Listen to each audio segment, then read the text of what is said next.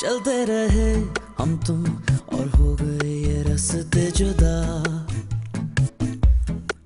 कहाँ मिले झूले और कहाँ पे किया अलविदा। भाभी कल हमारी निदा वापस आ रही है ना? माशाल्लाह माशाल्लाह, चलो खैरियत से घर पहुंच जाए। मैं तुम्हारा शुक्रिया अदा करना चाहता हूँ निदा। किस बात का शुक्रिया अदा? एक बार तुमने मेरा शुक्रिया अदा किया था कि अगर मैं तुम्हें साथ चलने पर फोर्स ना करता तो ये सारी खूबसूरत यादों से तुम महरूम रह जाते। खुदाफिज़ से कहूँगा।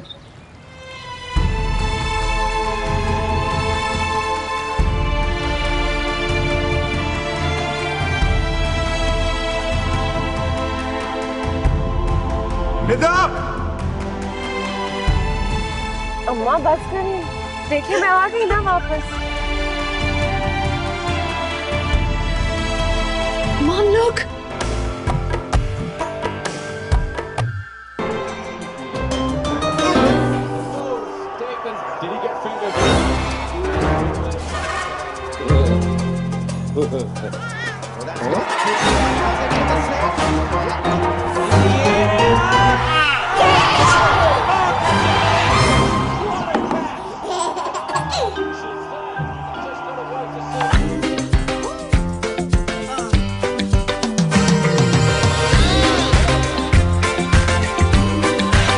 ABC डायपर्स, आगाज नई खुशियों का।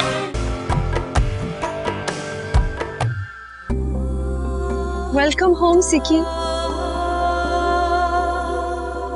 तुमने पहले फूल नहीं देखे क्या? इतनी हैरत से क्या देख रहे हो? तुम्हें दोबारा अपने कदमों पर देखकर खुशी भी हो रही है, हैरत भी। सिकी, ये तुम्हारे लिए सरप्राइज था। मैं ठीक हो गई हूँ। बहुत जल्द मैं बिल्कुल वैसे हो जाऊंगी जैसे मैं पहले थी, सिर्फ तुम्हारे लिए सिकी।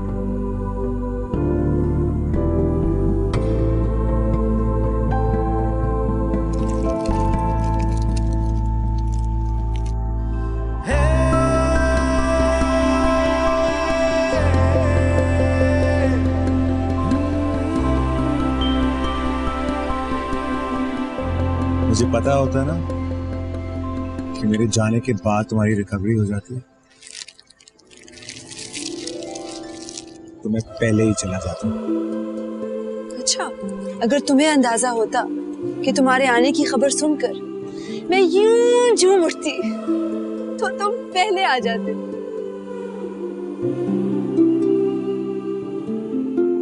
ऐसे क्या देख रहे हो? देख रहा हूं कि जिंदगी कहीं आसपास ही होती है और हम उसे ढूंढने ना जाने कहां निकल जाते हैं। मोहब्बतें और खुशियां हमारे दामन में आ गिरती हैं और हम अभी तक हाथ उठाए उन्हें पाने की दुआएं कर रहे होते हैं।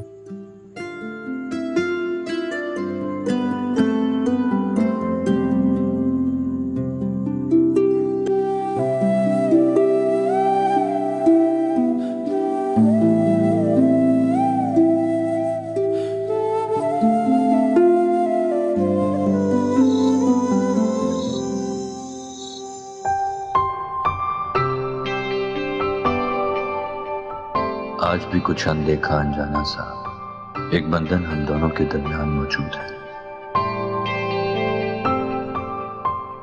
जो मौका मिलते ही अपने होने का एहसास दिला जाता है।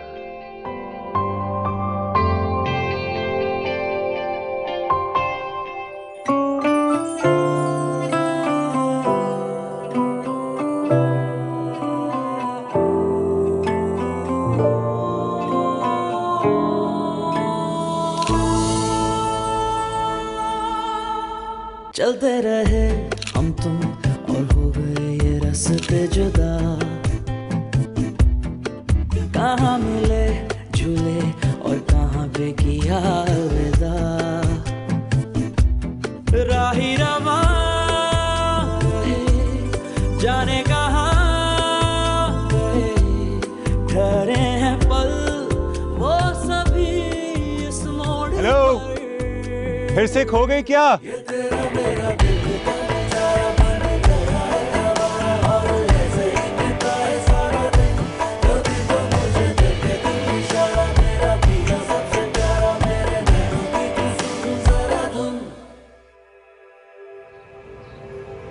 मुझे सारी बातें डिटेल में बताओ, तुमने क्या क्या किया?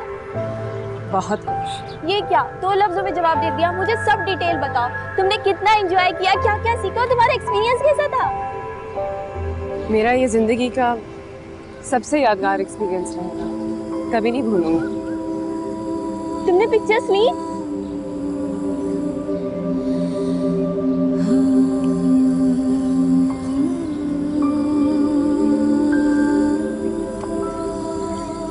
मैं तुमसे कुछ पूछ रही हूँ, चलो मुझे पिक्चर्स दिखाओ। मैंने एक भी नहीं ली। छोड़ो, कुछ और बात करें। अच्छा, इसका मतलब तुम अपनी शादी के बारे में बातें करना चाहती हो? हाँ, ऐसा ही कुछ समझ लो। ओह, एक वक्त तुम अपने मंगेतर के नाम से भी चिढ़ती थी और अब चाहती हो कि मैं उसके बारे में बातें करूं? हाँ, मैं चाहती हूँ कि कोई मुझे हमेशा ये याद दिलाता रहे कि मैं किसी और की अमानत हूँ। बातें तो मैं तब करूंगी ना जब मुझे तुम्हारे मंगेतर के बारे में कुछ पता हो। सिवाय इसके कि वो तुम्हारा कजन है, मुझे कुछ भी नहीं पता। उसका नाम ज़मान है, मैं सिर्फ इतना ही जानती हूँ। ये कैसे हो सकता है? वो तो तुम्हारा फर्स्ट कजन है। तो हमारा कजन्स में मेल जोल पूरा समझा जाता है। अच्छा, मुझे उसकी पिक्चर्स दिखाओ। नहीं है ना मेरे पास उसकी कोई तस्वीर। तुम झूठ बोल रही हो। ऐसा कैसे हो सकता है कि तुम्हारे पास उसकी एक भी तस्वीर ना हो? प्लीज शर्मीन, तस्वीर का जिक्र करना बंद कर दो। अच्छा ठीक है, आज मैं तुम्हारे साथ तुम्हारे घर चलूंगी, आंटी से भी मिल लूंगी और साथ में तुम्हारी मंगेतर की तस्वीर भी देख लूंगी। तुम मुझे बताकर भी नहीं गए कि तुम जॉगिंग जा रहे हो। तुम्हें पता है ना ये मेरा जॉगिंग का टाइम है। क्या तुम 2 दिन गए, तुम्हारी रूटीन ही बदल गई? अब मैं तुम्हारे साथ जॉगिंग भी नहीं जा सकती ना? तुम्हें यही लगता है ना? डॉक्टर ने कहा था कि पहले मेरी टांग छोड़ दो और उसके बाद। क्या कहा था डॉक्टर ने? उन्होंने कहा था ना तो तुम्हें रेस्ट की जरूरत है। हाँ, रेस्ट। जाओ मेरे लिए चाय बनाओ।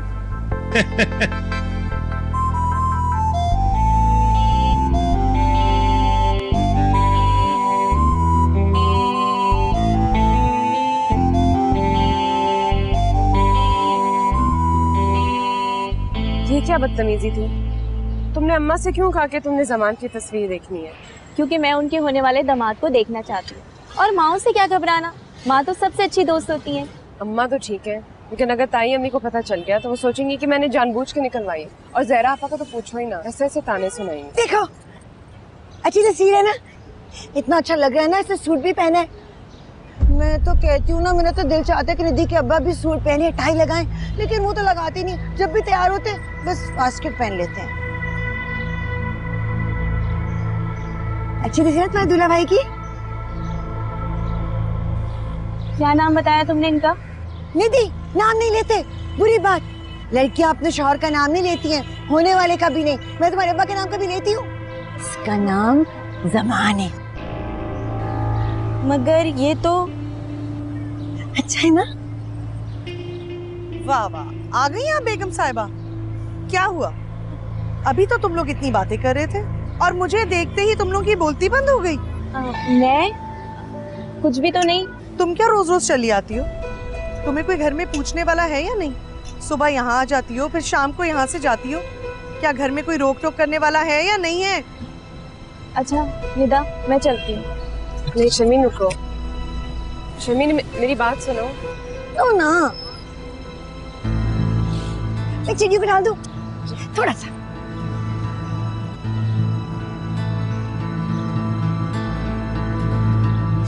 आज मैंने अपने हाथ से ऑमलेट और पराठे बनाए हैं, लो ना। क्या जरूरत थी? डॉक्टर ने कहा था ना रेस्ट करो, तो रेस्ट करो। रेस्ट करो? सिकी, तुम रेस्ट का बहाना बनाकर ना बैठ जाते हो। मतलब आहिस्ता आहिस्ता सीख जाऊंगी ना। कहाँ भाई, जब पहले नहीं सीखा तो अब क्या सीखोगी? वैसे शमा, तुम आसान से खाने सीख ही लो। मॉम, 1 महीने में इंसान कितना कुछ सीख सकता है, आप बताएं। 1 महीने में क्यों? तुम्हें शमा ने नहीं बताया कि तुम्हारी डेट फिक्स हो गई है?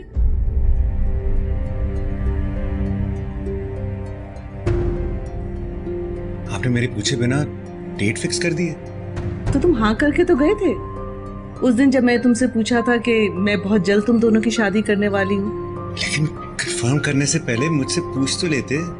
तो किस तरह पूछती? तुम्हारा कोई कांटेक्ट ही नहीं था।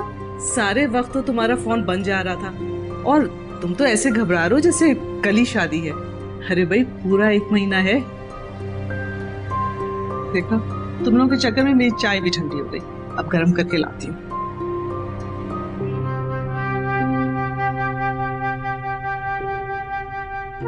सिकी तुम अचानक से बहुत परेशान लग रहे हो। अम्मी ने शादी की बात की तो तुम्हारा मूड ही बदल गया। कोई मसला है? हाँ मसला है, लेकिन अब क्या फायदा? क्या मतलब? सिकी बात तो सुनो। अरे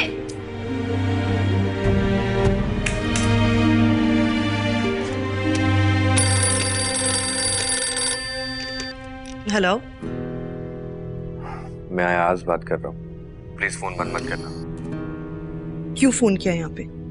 ज़ारा मैं जानता हूँ कि तुम्हारे अब्बा इस वक्त घर पर नहीं है। तो मेरी अम्मा तो मौजूद है ना। तुम जानती नहीं उनकी नजरें कितनी उकाबी हैं। अगर उन्होंने देख लिया ना तो मेरा इस घर पे चलना फिरना भी बंद हो जाएगा। अब क्या घर पे भी पाबंदी लगवाओगी मुझ पे? ज़ारा तुमने अपनी आधी जिंदगी अपने घर वालों को दे दी। अब हम नहीं जानते कि हमारी जिंदगी में कितने साल बचे हैं, लेकिन जो बचा है क्या हम अपनी मर्जी से नहीं जी सकते? अपने लिए जीना किसे कहते हैं मैं नहीं जानती। मैं तुम्हें बताऊंगा, बस तुम ये बताओ कि सीखोगी या नहीं। पता नहीं तुम कैसी फजूल बातें कर रहे हो। अब फोन बंद करो वरना मेरी शामत आ जाएगी। मुझे कोई शौक नहीं है छुप छुप कर मिलने का और ना ही फोन करने का। मैं अब कोई कदम उठाना चाहता हूँ। क्या? शादी करना चाहता हूँ। तो कर लो। तुमसे? अब नहीं कहोगी? जाओ कर लो। तुम जानते हो ये नामुमकिन बात है, तो मैं कैसे कह दूं? ज़ारा मैंने तुमसे सिर्फ इजाजत लेनी थी कि मैं अम्मा से बात करूं। अगर तुम्हारा अम्मा से बात करने से कोई काम होता है तो कर लो, लेकिन तुम जानते हो कि इस बात की वजह से हमारे खानदान में फिर से दूरियां पड़ जाएंगी। अब ऐसा कुछ नहीं होगा। पहले वक्त और था, हम भी कम उम्र थे, लेकिन अब हालात बदल चुके हैं। ज़ारा मैं इस पोजीशन में हूं कि मैं अपनी बात मनवा सकता हूं। कुछ भी नहीं बदला यास, ना ये घर और ना इस घर के उसूल। हेलो,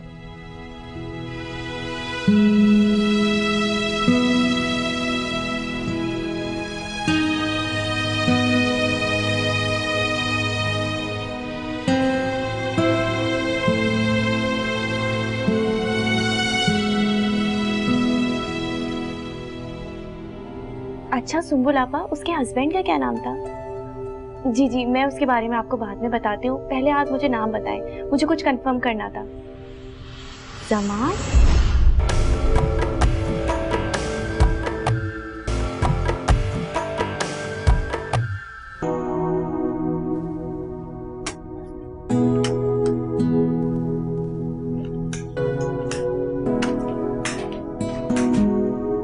अरे वाह, तस्वीरें डेवलप हो रही हैं। मैं भी सोच रही थी कि तुम कब इनको डेवलप करोगे ताकि मैं आराम से देख सकूं। इनको देखने की क्या जरूरत है? इतनी बोरिंग जगह थी, और वैसे भी ये तस्वीरें अच्छी नहीं निकली। वो प्लीज सिकी, कैमरा तुम्हारे हाथ में हो और तस्वीर अच्छी ना आए, नामुमकिन। नहीं, तस्वीरें अच्छी हैं लेकिन अभी प्रिंट नहीं हुई। मैं वहां तुम्हारे साथ थी तो नहीं, लेकिन यही सोच रही थी कि जब तुम वापस आओगे तुम्हारी तस्वीरें देखकर वहां खुद को तुम्हारे साथ तस्वर करूंगी। कॉफी, मजेदार सी कॉफी बना दो, उसके बाद मैं तुम्हें सारी तस्वीरें दिखा दूंगा, प्रॉमिस। ओके। Thank you.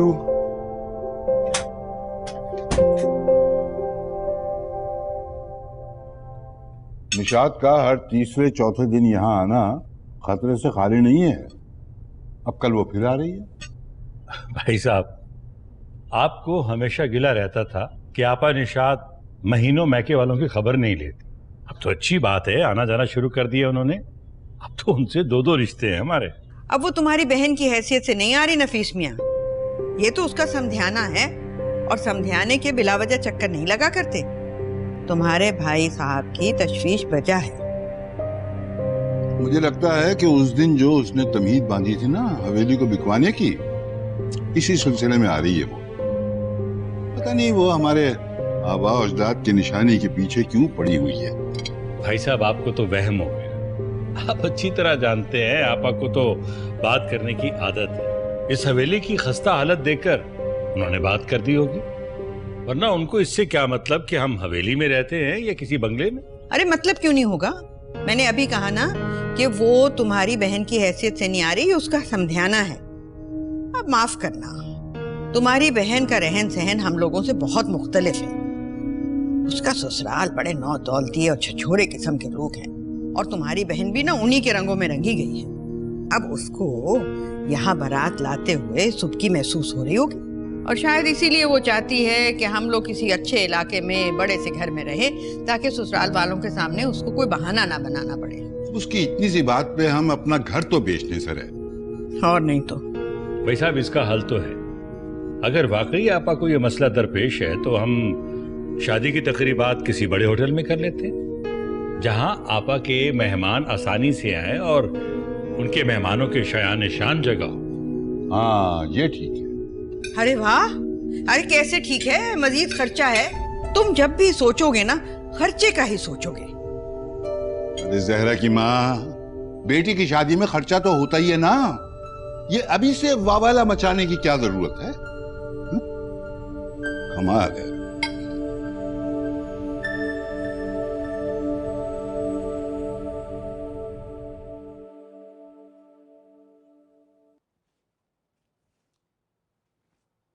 तो मेरे लिए गिफ्ट नहीं लाए क्या?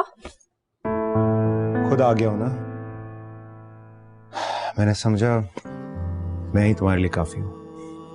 मजाक कर रही हूँ, मुझे पता था तुम मेरे लिए कोई गिफ्ट नहीं लाओगे।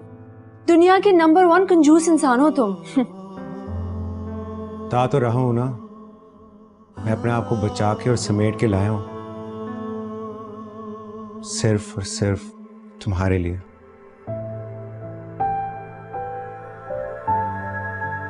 अच्छा, मैं तुम्हारे लिए जो गिफ्ट लाई हूं ना, उसका कोई मुकाबला नहीं। तुम सोच भी सकते थे कि मैं फिर अपने पैरों पर खड़ी हो जाऊंगी? सच सच बताओ।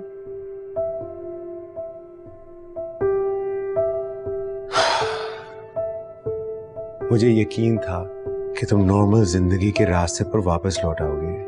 मैं कभी मायूस नहीं हुआ, लेकिन मुझे उम्मीद नहीं थी कि तुम अपनी माजूरी को इतनी जल्दी शिकस्त दे दोगी। You're very brave. नहीं सीखी, मैं बहादुर कहाँ हूं। मैं तो बहुत बुज़दिल इंसान बन गई थी। एक्सीडेंट के बाद मुझे ऐसे लगा कि तुम बहुत आगे निकल जाओगे जिंदगी के सफर में, और मैं अपनी माजूरी की वजह से पीछे रह जाऊंगी। ये बात याद आ गया तो कभी भूलना मत। किसी से मोहब्बत करना ना करना अपने हाथों में हो या ना हो, लेकिन अगर कोई तुमसे मोहब्बत करे तो ये कुदरत का इनाम होता है।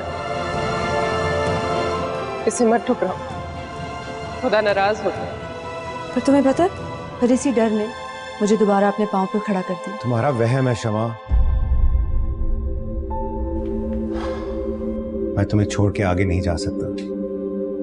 मुझे लौट के तुम्हारे पास ही वापस आना था। तुम्हारे लिए एक और सरप्राइज भी है। अच्छा, तुम्हें याद है तुम एक ट्री हाउस बना रहे थे पहले? बनाते बनाते तुमने वो काम अधूरा छोड़ दिया, तुम चले गए। पर पीछे से मैंने वो ट्री हाउस मुकम्मल कर लिया है, बिल्कुल वैसा बनाया है जैसा तुमने सोचा था। आओ तुम्हें दिखाऊं, आओ।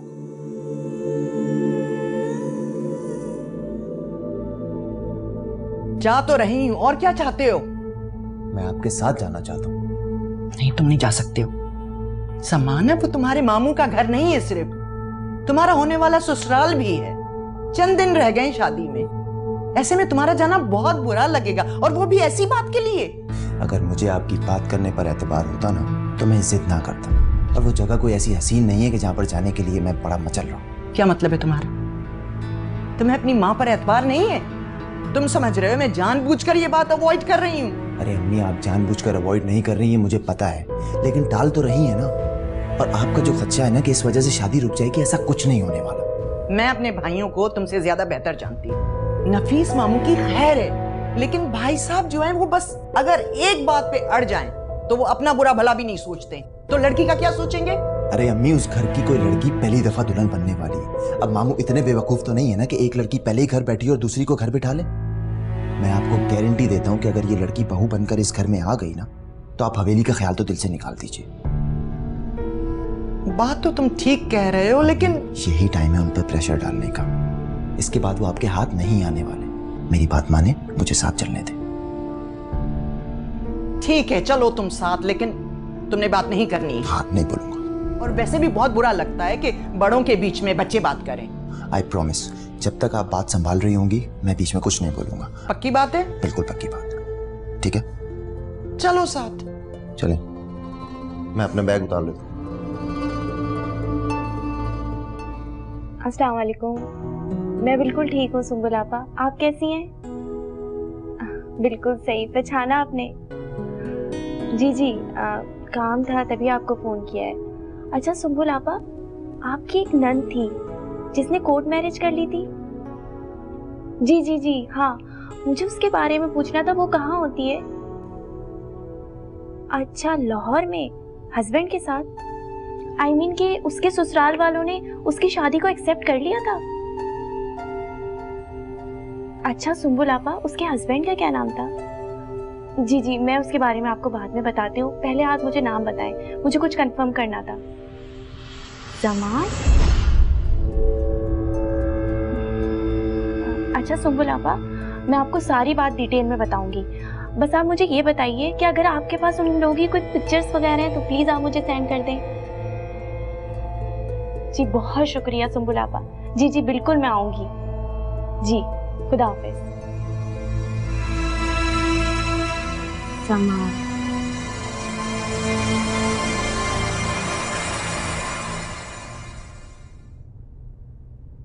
ये देखिए, मैं आपके लिए क्या लाई हूँ। शॉल है, खोल के दिखाऊं? नहीं नहीं, अभी रख दो, मैं बाद में देख लूंगी। क्या बात है, आप बीमार रही हैं? नहीं तो तुम क्यों पूछ रही हो? आपके आंखों के नीचे हल्के नजर आ रहे हैं और रंगत भी थोड़ी जर्द लग रही है। नहीं, मैं बीमार तो नहीं रही। फिर क्या बात है, ठीक से सो नहीं पाई? हाँ, शायद नींद नहीं आती। तुम्हें क्या हो? तुम्हारा चेहरा भी इतना उतरा हुआ लग रहा है। तुम भी क्या नहीं सोती थी? मैं तो घर से दूर थी, ऐसे में नींद और सुकून कहाँ आता है। वैसे भी वहां काम बहुत था, थक गई होंगी।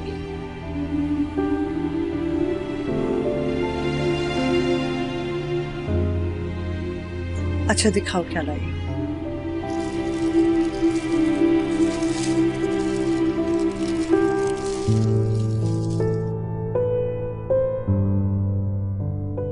अच्छी है।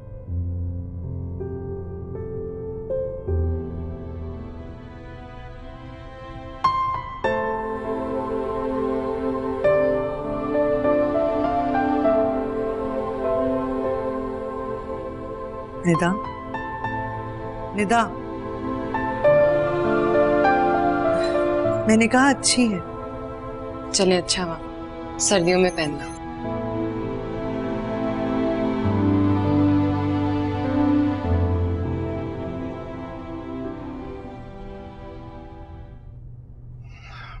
अस्सलाम वालेकुम अम्मी। वालेकुम अस्सलाम, जीते रहो। आज बहुत देर कर दी, मैं भी फोन करने वाली थी तुम्हें। अम्मी वो आज एक पुराना दोस्त मिल गया था, इसलिए लेट हो गया। मैं तुम्हारे लिए खाना लेकर आ। अरे नहीं, खाना रहने दीजिए। बहुत इसरार कर रहा था तो फिर खाना मैंने उसके साथ ही खा लिया। चलो अच्छा किया। अरे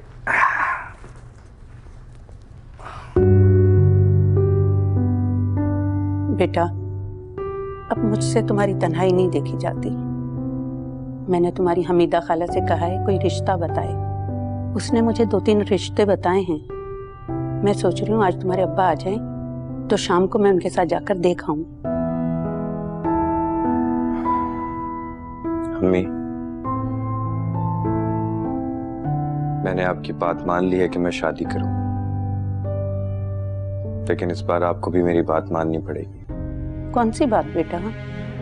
यही कि शादी मैं करूंगा, लेकिन अपनी मर्जी की लड़की से। लड़की कौन है?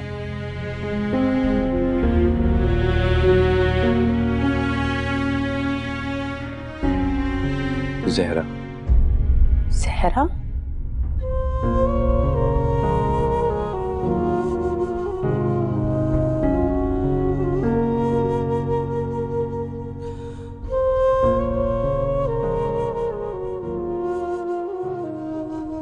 निधि, मैं तुम्हारे लिए मीठा पराठा बना दूं? नहीं अम्मी, सादा ही बना दे, मीठे का मूड नहीं है। ऐसे मीठे से याद आया, मैंने ज़हरा आपा में बड़ी तब्दीली देखी है। पहले तो वो बहुत कड़वी कड़वी बातें करती थी, लेकिन आजकल उनका लहजा काफी मीठा हुआ है। उसने नाश्ते मीठा पराठा खा लिया होगा ना?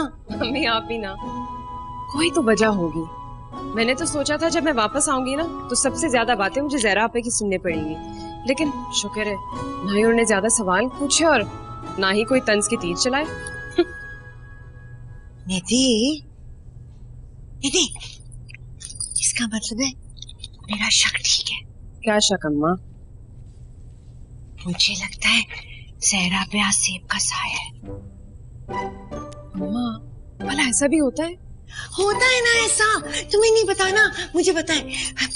वो ना, मैंने उसको देखा है, वो ना इन्हीं के सामने खड़ी खुदी खुदी बातें करती रहती है, और फिर वो जब खाना पका रही होती है तो कभी ऐसे रहती है, कभी बुत बन जाती है।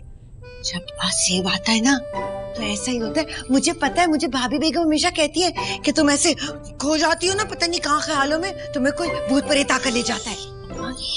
खुदा का वास्ते ये बात किसी और के सामने ना कहना, और खास तौर पर ज़हरा आपा और बड़ी अम्मी के सामने, बहुत बुरा लगेगा उनको। लेकिन मुझे लगता है। ठीक है, आपने मुझे बता दिया, उनके सामने ये नहीं कहना। अच्छा, फिर क्या करूं?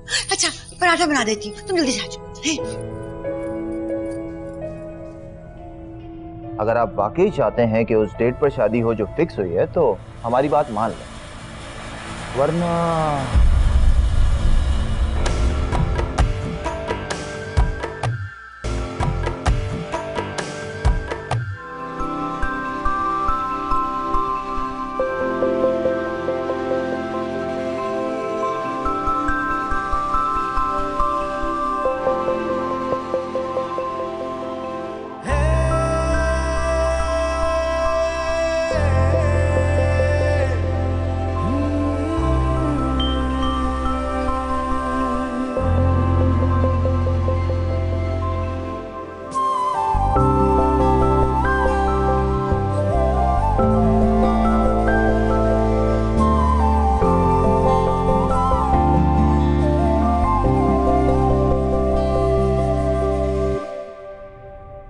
खुदाफिज ताई अम्मी।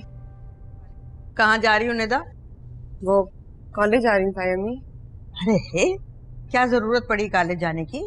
अरे पहले तो लड़कियां आंगन से बाहर कदम नहीं निकालती थी कि रंग रूप ना खराब हो जाए, और तुम हो के बाहर घूमती फिरोगी। कोई जरूरत नहीं है, जाओ बैठो अंदर। मगर ताई अम्मी आज मेरा बहुत अहम पर्चा है। पर्चे की तुम्हें बहुत फिक्र है निदा, अपने रंग रूप की फिक्र नहीं। दुल्हन बनोगी तो घूंघट में से क्या पर्चे निकाल निकाल के दिखाओगी? भाभी, बहुत अहम पर्चा है इसका, बड़ी मेहनत की है इसने। बस सिर्फ 3 पर्चे ही तो रह गए। शादी में भी थोड़े से दिन रह गए, और ये मत भूलो कि आज तुम्हारी बहन भी आ रही है। भाभी, मैंने आपा से पहले ही कह दिया था कि मेरी बेटी की तालीम में कोई रुकावट नहीं आएगी। और वैसे भी आपा हमसे कोई जरूरी बात करने आ रही है, उसमें बच्चों का क्या काम? निदा, जाओ बेटा कॉलेज जाओ।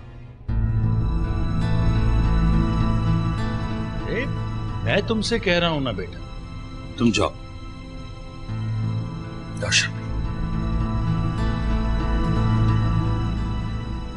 भाभी, अगर शादी वाले दिन भी निदा का पर्चा होगा ना, तो तब भी ये पर्चा देगी। बावले हुए हैं सबके सब यहाँ तो।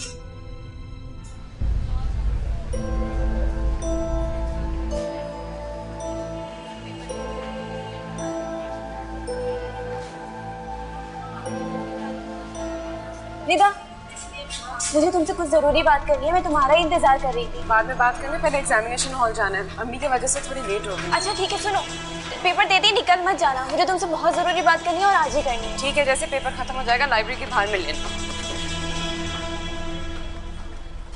भाभी निदा कहाँ है? नजर नहीं आ रही। कॉलेज गई है। अरे मैंने तो बतेरा कहा कि आज मत जाओ कॉलेज, मगर नहीं, नफीस मियाँ कहने लगे बहुत अहम पर्चा है आज उसका, इसलिए चली गई। चले कोई बात नहीं, देने दे पर्चे उससे, हो जाने दे ख्वाहिशें उसकी पूरी। वैसे भी भाईजान जो मैं बात करने के लिए आई हूँ उसमें निदा का होना कोई अहम नहीं है। मैं पहले ही भाप गया था कि तुम्हारा आना बेसबब नहीं है। बोलो क्या कहना चाहती हो? भाई साहब, अपनों में शादी करने के बहुत सारे फायदे हैं। एक दूसरे से कोई बात छुपी नहीं होती, सब कुछ वाजे होता है। मुझे आप लोगों के हालात का अंदाजा है। जो जमीनों से आमदनी होती है वो घर में खर्च हो जाती है, इसीलिए मैंने कोई बोझ नहीं डाला आप लोगों के ऊपर और किसी किस्म की कोई फरमाइश नहीं की जहेज के सिलसिले में। तुम फरमाइश करो या न करो, लेकिन हम अपना फर्ज जरूर पूरा करेंगे। और हमारे हालात ऐसे भी गए गुजरे नहीं हैं। तुम्हारी भाभी ने दूरअंदेशी का मुजाहरा करते हुए बच्चियों के कद निकालने से पहले ही उनका जहेज जमा करना शुरू कर दिया था। हाँ, इस बेचारी को तो अपना होश नहीं है। इससे तो बस चिड़ियों को दाना डलवा लो या सावन के गीत गवा लो। अब मैं ही हूँ जिसने जहरा के साथ साथ निदा का भी पूरा जहेज बनाया है। बल्कि मैं तो ये समझता हूँ कि जो कुछ जहरा के लिए बना के रखा है वो भी निदा को दे दिया जाए। जहरा का जब कोई सिलसिला होगा तो देखी जाएगी। मामू जान, आपको इतना तरद्दुद करने की बिल्कुल जरूरत नहीं। अब वैसे भी हमें अल्लाह ने सब कुछ दिया।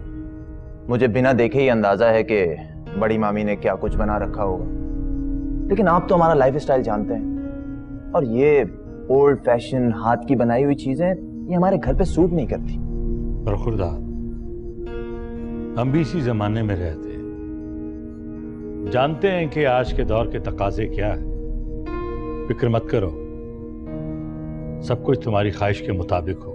वही तो मैं आपसे कहने आया हूँ कि आप लोग इतना तकल्लुफ ना करें। ये जहेज के नाम पर क्रॉकरी, फर्नीचर वगैरह इस सब की हमें जरूरत नहीं है। घर भरा पड़ा है माशाल्लाह, और मैं तो वैसे भी जहेज के सख्त खिलाफ हूँ। तुम्हारे ख्यालात बहुत अच्छे हैं, मैं उनकी कदर करता हूँ, लेकिन हमारे पास जो कुछ है उसमें निदा का भी हक है और मैं उसे उसके हक से कैसे महरूम कर सकता हूँ? हक देने से तो मना मैं आपको कर भी नहीं रहा, बल्कि हम तो यहाँ बात भी हक की ही करने आए हैं। क्या मतलब?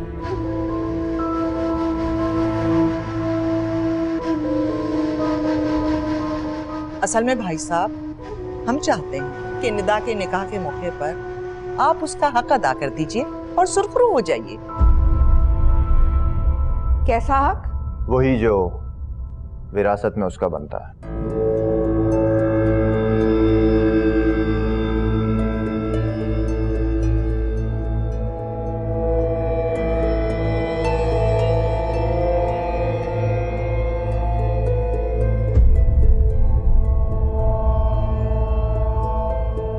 हाँ, ये लड़का भी ना कभी अपने काम खुद नहीं करता। हाँ।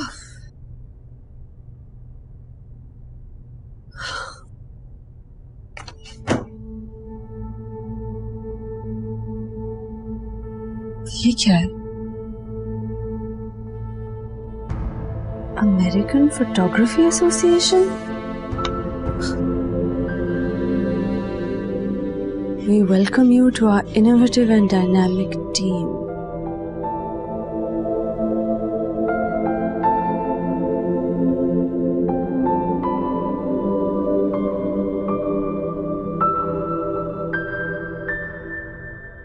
ये बात अपने मुंह से निकालने से पहले तुम्हें ये सोच लेना चाहिए था कि अभी मैं जिंदा हूं और मेरी जिंदगी में ही तुम बेटी की जायदाद की बात कर रहे हो। लेकिन मेरे माँ बाप तो जिंदा नहीं हैं।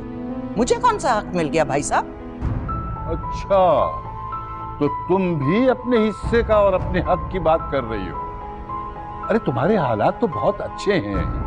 अपने हक की बात करके मैंने कौन सा गुनाह कर दिया?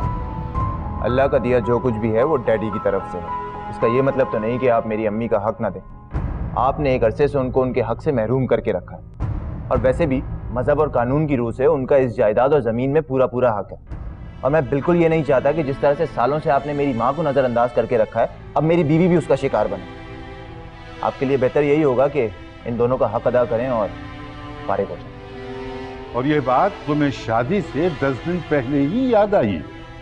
मैं तो कब से अम्मी से यही कह रहा था कि डेट फिक्स करने से पहले बात कर लें, लेकिन लेट हो गया। पर चलें, कोई बात नहीं, अभी भी बहुत टाइम है। अगर आप वाकई चाहते हैं कि उस डेट पर शादी हो जो फिक्स हुई है तो हमारी बात मान लें, वरना